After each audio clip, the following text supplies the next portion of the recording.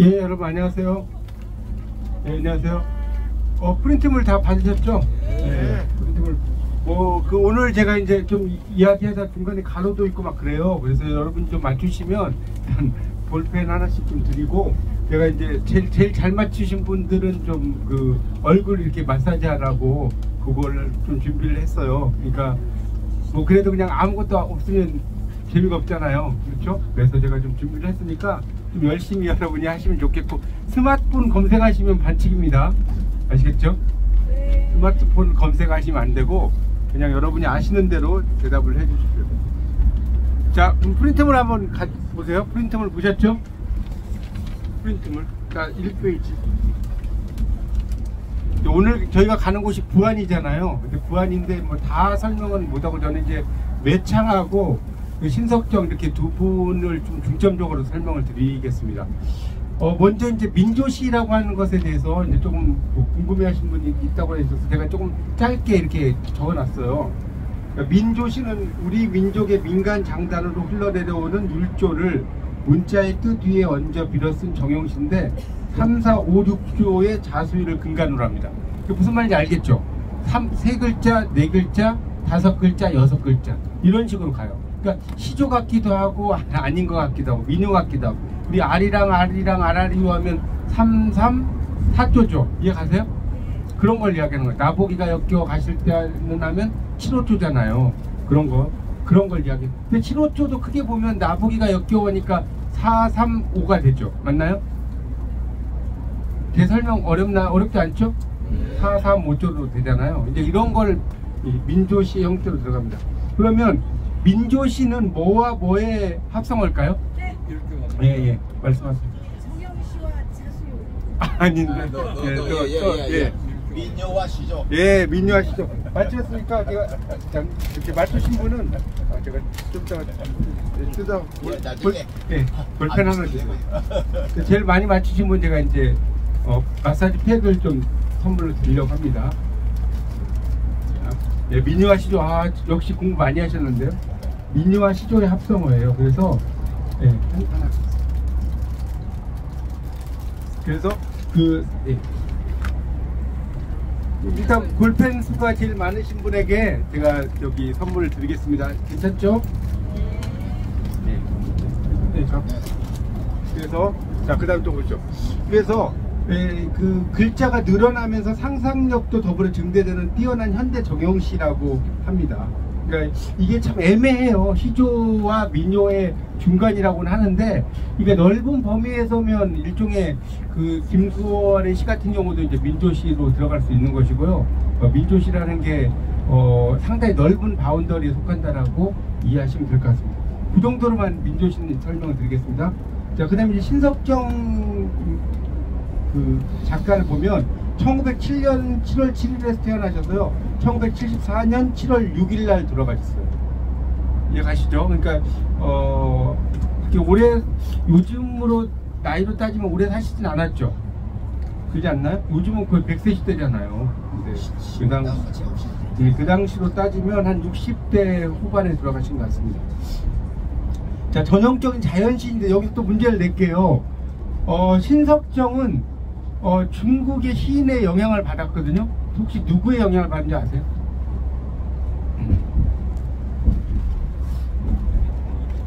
200이요? 200 아닙니다. 네, 도연명 누가 가르쳤어요? 공부 많이 하셨네. 자, 여기 좀. 예, 도연명 영향을 받았어요. 어제 밤새셨어요? 네. 이 도연명은 그 중국에서 이제 무릉도원을 이야기했잖아요. 그죠? 도화 원기 이런 걸 했지 않습니까? 어떤 어부가 복숭아꽃이 떨어져서 이제 물에 떠내려가는 걸 보고 그것을 따라가 보니까 동굴이 있었어요.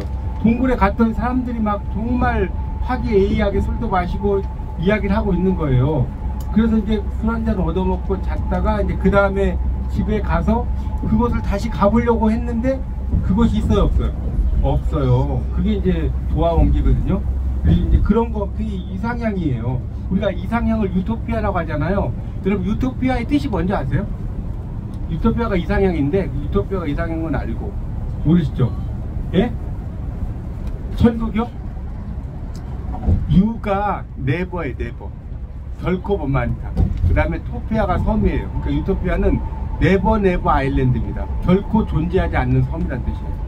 이해 가세요? 그러니까 우리가 유토피아, 무릉도원, 엘도라도 존재해야 이어도도 있죠. 이어도 존재하지 않죠. 존재하지 않는 거예요. 그냥 우리의 이상향인 거죠. 이데아도 마찬가지고. 자, 그래서 이제 전형적인 자연신이고 심화된 자연승배 사상, 산을 즐기고 산에서 배우고 자연을 노래하고 소박하고 간결한 형식으로 초기에는 인생과 현실을 비판합니다. 일제강점기에 창씨개명을 거부했어요. 창씨개명이 뭔지 아시죠? 일본식으로 이름을 이제 쓰는 거잖아요. 그리고 사상 불온검열, 그 다음에 문화통치 회의에 굴하지 않고요, 저항시를 쓰기도 했어요. 여러분, 그 신석정 시인이 뭐 이렇게 뭐 님께서 부르시면 그 먼 나라를 알으십니까? 이런 건 다 아시죠? 그런 걸 썼지만 저항시도 썼어요. 저항시들도 썼습니다. 근데 이제 신석정의 시를 신석정을 저항시인이라고 하진 않아요. 여러분, 우리나라의 2대 저항시인이 누군지 아시죠? 2대 저항시인 누구요?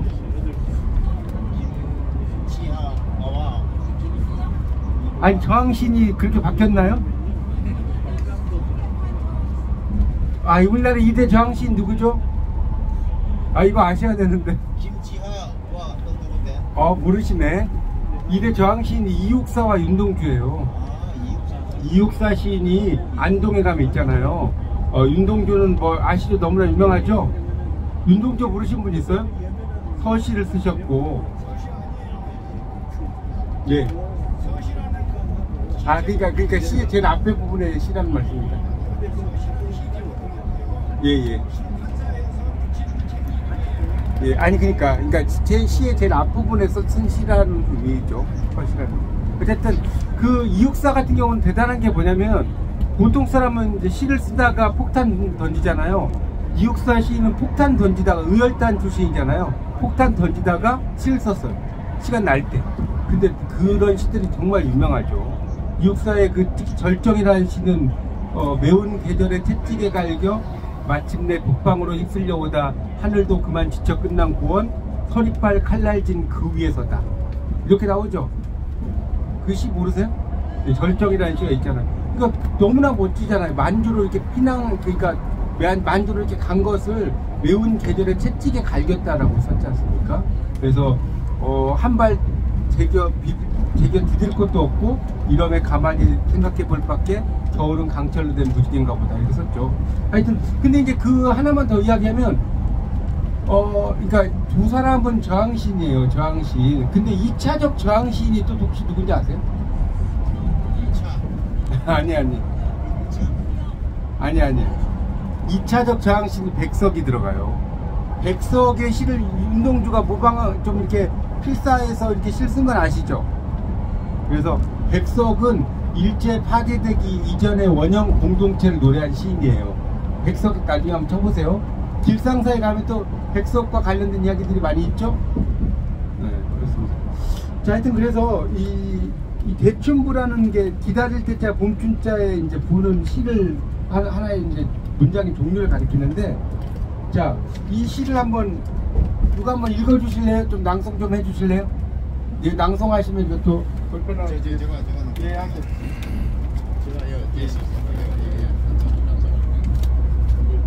예. 봄을 기다리는 마음. 대춘부. 우수도 경칩도 먼 날씨에 그렇게 차가운 계절인데도 봄은 우리 고운 빗줄을 타고 오고 호흡은 가빠도 이토록 뜨거운가. 손에 손을 쥐고 불에 불을 문지르고 어지한 채 체온을 길이 간직하고픈 것은 꽃피는 봄을 기다리는 탓이니라. 산은 산대로 첩첩 쌓이고 물은 물대로 모여 하듯이 나무는 나무끼리 짐승은 짐승끼리 우리도 우리끼리 봄을 기다리며 살아가는 것이다. 네, 박수. 아니 선물 드리는. 이거 아까 나 받았어. 그래서 이 시가 일종의 동양적 인생관과 민족 통합의 염원을 함유하는 그런 노래입니다. 그러니까 결국은 이 시 자체에는 어떤 그런 게 없지만 여러분 그 이상화의 시 중에 뭐가 있죠? 이상화의 시. 그렇죠. 빼앗긴 들에도 봄을 오는가 있잖아요. 그 여기 서 목사님 하나 들으세요. 저기 이거. 제가 보관할게요. 네. 빼앗긴 들에도 봄을 오는가. 빼앗긴 조국에도 광복을 오는가 맞나요?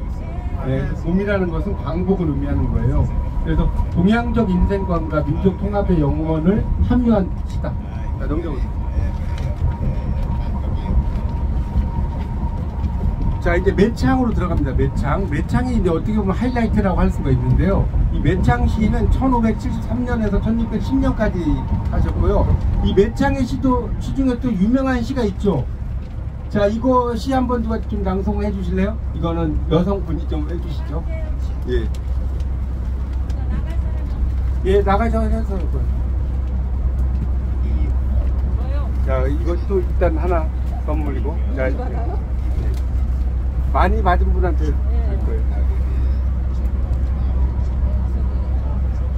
매창이라는 기생이라는 문학에서 여성 기생들의 2인자 정도 시인 같아요.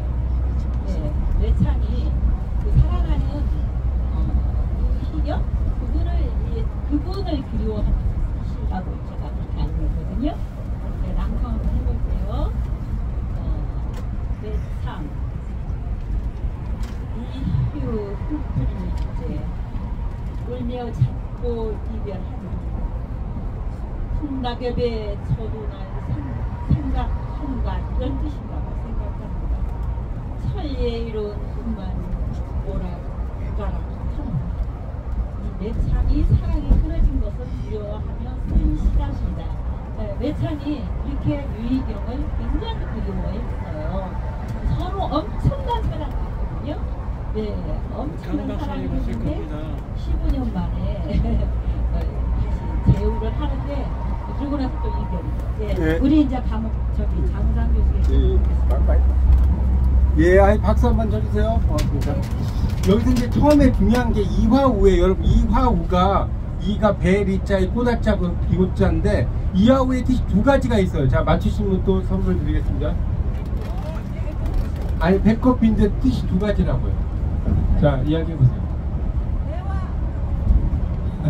아니, 그러니까 제가 말씀드릴게요. 첫 번째는 백꽃이 필 때 내리는 비, 이화우. 또 하나는 두 번째 뜻 말씀해보세요. 예? 두 번째 뜻.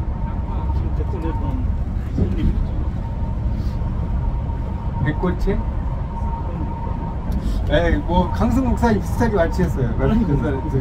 이게 뭐냐면 두 번째 뜻은 백꽃이 빛처럼 떨어진다는 뜻이에요. 그게 이화우예요. 첫 번째는 이해가시죠? 백꽃이 필 때 내리는 비. 두 번째는 백꽃이 빛처럼 떨어지는데 이화우 흩뿌릴째 이별해서 유희경과 이별했다는 거예요. 가을 바람에 떨어지는 잎사귀에 그 사람도 날 생각하는가. 천리에 외로운 꿈만 오락가락하노라. 이매창이라고도 합니다. 매창이라고도 하지만 그 사랑이 끊어질 걸 두려워하는 쓴 시예요. 근데 이제 매창은 뭐 여러분 시조로만 많이 알고 계시죠? 근데 매창은 뭘로도 유명한지 아세요? 한시로도 유명해요. 근데 한시 중에 여러분 혹시 증치객이라는 시 들어보신 분 손 들어보세요. 이 시를 들어보셨다. 한 분도 안 계시는군요. 이 시가 정말 유명한 시입니다. 이제 제가 그 매창 공원에 가면 이렇게 보여드리면 설명을 드리겠지만, 증치객. 거기 한자는, 이거 한자 읽으신 분은 또 선물 드리겠습니다. 한자 한번 읽어보세요. 누가? 예?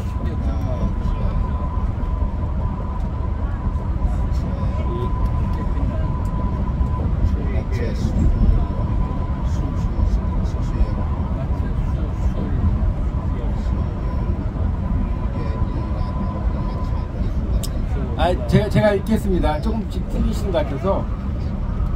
자, 보세요. 취객, 그 볼펜 있으면 쓰세요. 취객, 집, 나삼이에요. 나삼. 이 나삼이라고. 술 취한 손님이 집을 집자죠? 잡았어요. 예, 나삼. 비단나자예요. 비단나자. 비단으로 된 옷을 이제 소매를 잡았는데, 나삼, 뭐예요? 숙수열이죠. 따를 숫자, 손 숫자, 찢어질 열자죠. 여기까지 이해가죠? 못소매가 손길 따라 찢어졌네. 불석에 불석, 아낄 석자거든요. 일라삼. 이단저고리 조금도 아까울 건 없지만 이게 두려워할 공자인 거 아세요? 다만 단자에 두려워할 공자예요. 은정절. 은정절이 끊을 절자입니다. 다만 매진정이 끊어질까 두려워 그러네. 이거 보면 어떻게 생각하게 아십니까? 이제 쉽게 말하면 매창이 기생인데 좀 이렇게 보면 그 진상 손님들이 있죠. 진상 손님이 있지 않나? 어디 가든지 음식점을 가든 어디 가든 이 진상 손님을 조용히 남으라는 거예요. 원래 속으로 열이 받았겠어 안 받았겠어요? 네? 술 취한 손님이 비단 옷소매를 잡았는데 옷소매가 찢어져 버렸다는 거예요. 이해가십니까?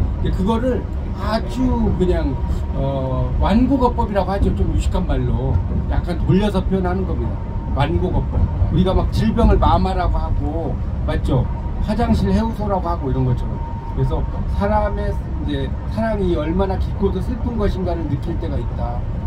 그러니까 이제 그 노래를 파는 여인이잖아요. 기생이라는 제주와 노래를 파는 여인인데 그런 어떤 그 자신의 착잡한 신병을 쓴 시라고 보시면 되는데 1592년에 20살 때부터 유희경과 만나 사랑을 하고 평생의 연인이 된 유희경. 자, 유희경은 몇 살 연상일까요? 유희경은 매창보다? 예, 말씀하세요. 예? 28세예요. 예, 28세 맞았어요. 이거 좀 전달 좀 해주세요. 28세. 아, 28세면 28세. 요즘에도 28세면 도둑이 안 도둑이에요? 네? 도둑도 큰 도둑이죠. 28세가 딸뻘 거의 그죠? 딸뻘도 더 되는. 그래서 1607년 외란때의 공으로 양반이 된 63세 유희경을 다시 만나요. 하지만 그것도 잠깐. 유희경은 가족이 있는 한양으로 떠나고요. 매창이 죽은 지 45년 만인 1655년에 묘비가 세워졌고요. 1968년에 부안의 아전들이 수많은 작품들 중에 당시까지 전해졌던 그녀의 한시 54편을 모아서 1668년 계암사에서 매창집을 간행합니다. 여러분, 기생이 그렇게 한시 집이 나온 경우가 많아요, 안 많아요? 안 많죠. 그래서 매창 집이 간행이 됐어요, 실제로. 매창 대단한 여성입니다. 그래서 이제 매창에 대해서 그리고 이제 매창을 유희경이 아까 사랑했다고 했잖아요. 그러니까 이화우 흑불일제 했는데 이 유희경이 이제 시를 쓴 게 이런 게 있어요. 이제 우리말로 그냥 옮기면 그대의 집은 부안에 있고 나의 집은 서울에 있어 그리움 사무쳐도 이거는 여기 편지에 안 나옵니다. 그리움 사무쳐도 서로 못 보니 오동잎에 빛뿌릴째 애가 탄다오. 비슷하죠, 심정이. 오동잎에 비가 뿌릴 때 애가 탄다라고 썼습니다. 그런 시가 있습니다. 그래서 이제 뒤에 또 보세요. 그래서 이 허균이 이제 전문 판관이 되어서 조은이라는 거 밑에 제가 설명을 해놨죠. 전국 각지에 거둔 조세를 선박에 실어 개경으로 운반하는 거예요. 개경이 요즘으로 개성인 거 알죠? 그래서 근데 이제 감독하기 전라도를 내려가던 중 비가 많이 내려요. 그래서 부안에 머물게 되었는데 그때 이곳에서 허균은 누굴 만나서요? 매창을 만나요. 그 당시의 상황이 허균의 문집에 남아있는데 이렇게 나왔대요. 검은고를 뜯으며 실을 읊는데 생김새는 시원치 않으나 예쁘진 않다는 소리예요.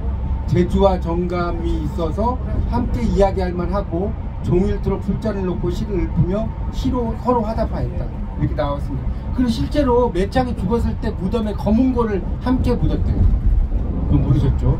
원래 이제 검은고는 남성의 악기인 거 아시죠? 검은고는 남성의 악기예요. 뭐가 여성의 악기예요? 가야금이 여성의 악기죠. 그래서 200의 그 시에 보면 200의 시 중에 산중대작이라는 시 혹시 아세요? 산중대작, 산속에 술잔을 주고받는데 양인대작 산악에 두 사람이 술잔을 주고받는데 산에 있는 꽃이 피고 일배 부일배 한 잔 또 한 잔 그리고 또 한 잔 아치용면 군차거 나는 취해서 자고 싶으니 그대는 또 가게나 명조 유의 포금내 내일 아침 나와 술 마실 뜻이 있거든 뭐하고 오게나? 뭐하고 오게나? 포금내가 뭘까요? 네? 네? 검은고를 안고 오게나. 이게 포금내거든요. 아주 멋지죠? 우리는 그냥 술 마실 때 술 들어간다 쭉쭉쭉쭉 이렇게만 하잖아요. 근데 옛날 사람들은 검은 거를 이렇게 튕길 정도는 돼야 된다, 그런 이야기죠. 자, 그래서 이제 그 밑에 보면 허균은 매창을 처음 만났을 때부터 그만큼의 거리를 두고 지냈고요. 가까운 듯 먼 듯 지냈지만 그리운 마음을 전하고 살던 허균이 1609년 1월 매창에게 편지 한 통을 보냈고요. 그의 가을이 무르익어가는 9월에 다시 편지를 보냅니다. 그 밑에 나오죠. 동래산의 가을이 한창 무르익었으리니 돌아가려는 흥치가 도도하오. 아가씨는 반드시 성성우, 그 허균을 말하는 거예요. 이 시골로 돌아오겠다는 약속을 어겼다고 웃을 걸세. 그 시절에 만약 한 생각이 잘못되었더라면 나와 아가씨의 사귐이 어떻게 10년 동안이나 그토록 다정할 수 있었겠는가. 허균은 그러나 그 편지를 보냈는데 다시는 매창을 만날 수 없었다고 그래요. 매창이 그 다음에 1610년에 유명을 달렸어요. 죽었어요. 그래서 마음과 몸으로 다 사랑을 나누는 것도 좋은 일일 것이다. 하지만 마음만으로, 일종의 플라토닉 러브라는 걸 들어보셨죠? 사랑을 나누는 것도 얼마나 아름다운 일인가. 그래서 이제 그 계량의 죽음이 뭐냐면 매창의 호가 계량이에요. 매창이 이제 계량이라고 했는데 이름이 마음에 안 들어서 매창을 바꾼 겁니다. 예, 말씀하세요. 왜 빨리 죽었냐고요? 그러니까 그거는 뭐 이제 정확한 사유는 안 나오는데 아마 병으로 죽었을 것 같아요. 그러니까 우리가 허난설원도 27살에 죽었잖아요. 네. 상사병? 그러니까 그것도 병이죠. 맞습니다. 네, 상사병. 맞습니다. 그러니까 맞아요. 유희경과 이루어질 수 없는 사랑이었으니까. 잘 맞습니다. 좋은 말씀이에요. 그래서 그토록 마음으로 지극한 정을 나눴던 매창이 죽었다는 소식을 듣고 얼마나 가슴이 아팠는가. 허균이 이제 계량의 죽음을 슬퍼하다. 계량이 누구라고요? 매창이죠. 시를 지었어요. 그래서 이렇게 또 이야기를 하는데 계생, 매창을 말해요. 부안기생이고 시에 등하고 글도 이해하고 노래와 검은고도 잘했죠. 그러나 천성이 고고하고 개결해서 음탕한 것을 좋아하지 않았대요.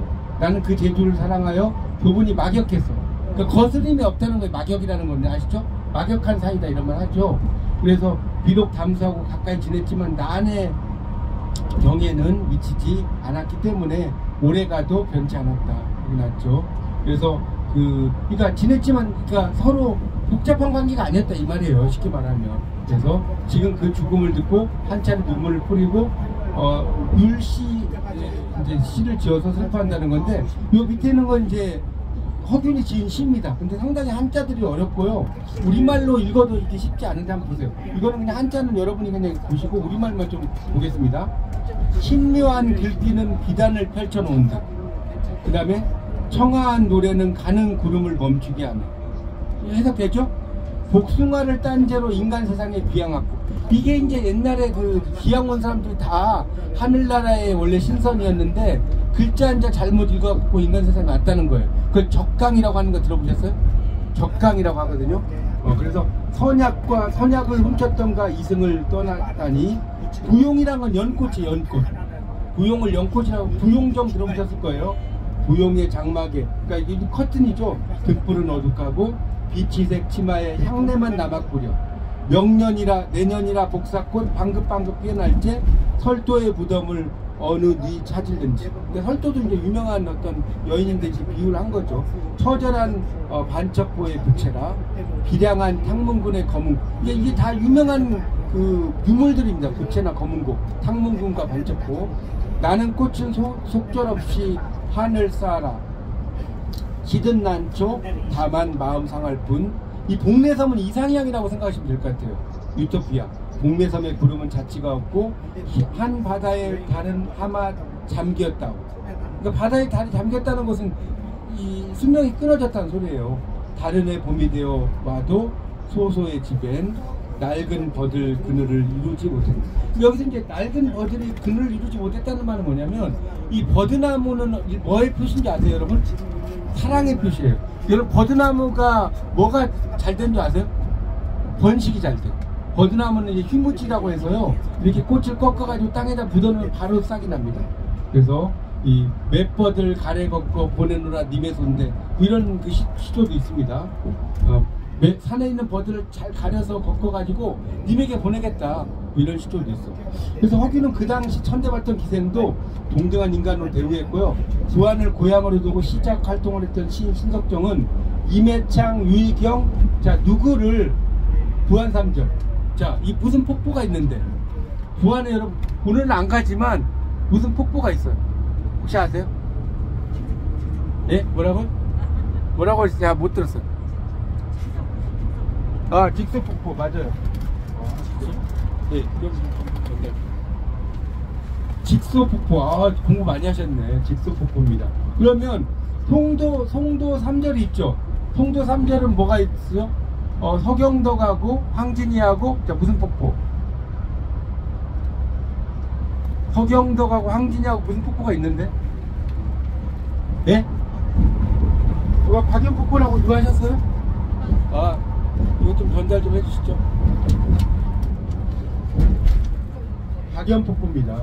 그래서 이제 조선에 3대 여류 시인이 있는데, 이제 여기에 대해서도 설이 좀 많은데, 여러분 여류 시인이 되게 많죠? 조선시대 맞나요? 조선의 여류 시인들이 대표적인 사람이 누구죠? 헌한설원, 황진이, 예, 신사임당, 임해창, 한 명 더 있는데 이옥봉이 있어요. 이옥봉이 있는데요. 근데 이것도 제가 이제 책을 이렇게 찾아보니까 의견이 상당히 분분해요. 그래서 조선의 3대 여류 시인의 헌한설원, 그 다음에 이옥봉, 매창이라는 설도 있고요. 또 어떤 사람은 신사임당을 또 넣는 사람도 있더라고요. 그러니까 이게 이제 어쨌든 조선의 5대 여류시인이라고 하겠습니다. 신사임당, 헌한설원, 황진이, 이옥봉, 매창이 있어요. 그래서 이제 헌한설원 같은 경우는 27살에 죽었죠. 되게 일찍 죽게 됩니다. 강릉에 가면 헌한설원 생가도 있는데, 헌한설원이 지은 유명한 가사가 있죠. 뭐가 있죠?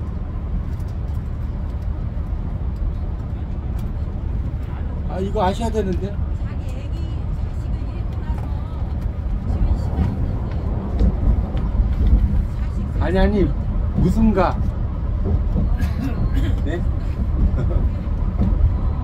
규원가 규수의 원망, 규원가가 있잖아요. 규원가가 있고 정말 규원가 보면 정말 기가 막혀요. 너무 잘 됐어요.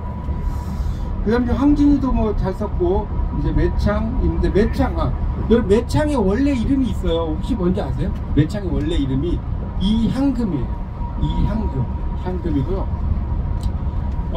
이제 여기서 제가 이옥봉에 대해서 좀 하나 이야기를 해야 할 것 같아요. 이옥봉은 서녀였어요, 서녀. 그리고 조원의 첩으로 이제 살았는데, 이옥봉이라는 여자는 정말 한시를 잘 썼어요. 그거 아세요? 이옥봉의 한시를 되게 잘 썼는데, 나중에 이옥봉이 어떻게 죽은지 혹시 아시는 분? 중국의 강에 빠져서 죽어요. 강에서 투신해서 죽는데, 이 몸에다가 이 책 있죠, 책을 동여매고 빠져서 죽어요. 자신의 어떤 뭐 시대적인 상황 이런 것 때문에 자기 뜻을 펼치지 못하고 이제 죽게 되는데, 그런 걸 이제 회제 불우라고 그래요. 내가 재주를 품었지만 날 알아준 사람 만나지 못했다는 건데, 이옥봉의 시 중에 정말 멋진 시가 있는데 혹시 아시나요? 이옥봉의 한 시가 있어요. 자, 한번 들어보세요. 이거 책이 안 나와요, 프린트에. 근래 안부 문여하, 요즘 당신의 안부가 어떠하신지 묻습니다. 월도 사창 첩한다, 달이 제가 있는 창에 비치니 신척은 한이 많습니다. 약사몽혼 행유적, 만약에 꿈속에 영혼이 발자취가 있다면, 여러분 꿈속에 영혼이 발자취가 있어요, 없어요? 없죠? 문전성로 반성사, 그대 문 앞 돌길은 반쯤은 모래가 되었을 것입니다. 멋있지 않나요? 만약에 꿈에 영혼에 발자취가 있다면, 여러분 생각해보세요. 꿈을 안 꿔도 내가 사랑하는 사람의 집에 가서 돌길이 반쯤 모래가 되신 분 손 들어보세요. 하도 찾아가가지고. 없죠? 근데 꿈속에 가가지고, 꿈에 여러분 영혼은 발자국이 없어요. 아시죠? 영혼 발자국이 있다면 그대 문 앞 돌길은 반쯤은 모래가 되었을 거다라는 아주 유명한 시가 있습니다. 그래서 그런 시가 있고, 아까 제가 신석정에 대해서 조금 더 부연 설명을 좀 할게요. 신석정은 이제 또 유명한 시가 임께서 부르시면이라는 시가 있거든요. 임께서 부르시면 보세요. 가을날 노랗게 물들인 은행잎이 바람에 흔들려 휘날리듯이 그렇게 가오리다 임께서 부르시며 호수에 안개 끼어 자욱한 밤에 말없이 재넘는 초승달처럼 그렇게 가오리다 임께서 부르시며 포근히 풀린 봄하늘 아래 굽이굽이 하늘가에 흐르는 물처럼 그렇게 가오리다 임께서 부르시며 파란 하늘의 백로가 노래하고 이른 봄 잔디밭에 스며드는 햇볕처럼 그렇게 가오리다 임께서 부르시며. 어제 시가 되게 좋지 않나요?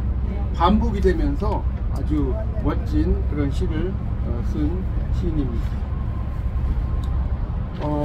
그래서 이제 그 유희경이라는 사람에 대해서 이제 아까 좀 더 설명을 드리면, 유희경이 이 뭡니까 매창을 보고 이제 이렇게 또 이야기를 했어요. 어떻게 이야기를 했냐면, 남쪽 지방 계량의 이름을 일찍이 들었는데, 계량이 매창이라고 그랬어요.